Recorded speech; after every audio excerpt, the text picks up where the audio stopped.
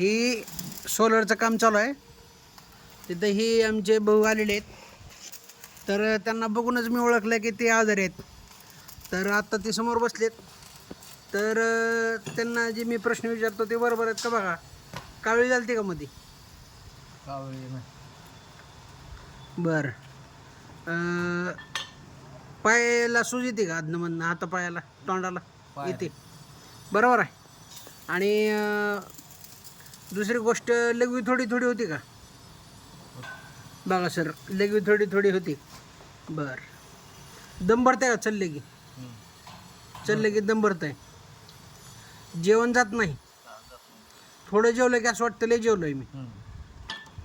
पाणी पेरणं जातं आहे सारखं, पाणी पाणी पाणी होतं आहे. आणि काहीच कळलं नाही, काहीच कळलं नाही नेमकं काय त्रास आहे. तुम्ही ड्रिंक करत होते का 6 महिन्यापूर्वी? ओव्हर लिमिट, बरोबर आहे. तर ॲक्च्युली त्यांच्या लिव्हरचा प्रॉब्लेम आहे. त्यांना बघता क्षणीच त्यांना ओळखलं आहे.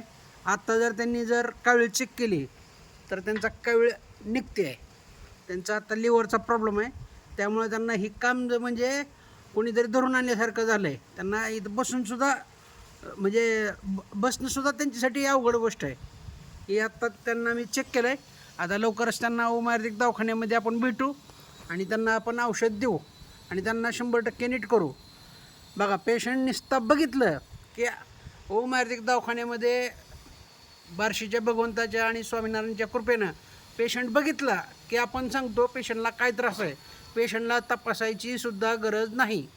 पेशंटला फक्त बघायचं आणि आपल्याला कळतं आहे की आजार काय झाला आहे. तर तुमचं सांगितलेलं मी सगळं बरोबर निघलं आहे, काय चुकलं आहे? नाही ना, बरोबर. सगळं बरोबर आहे. बरोबर आहे.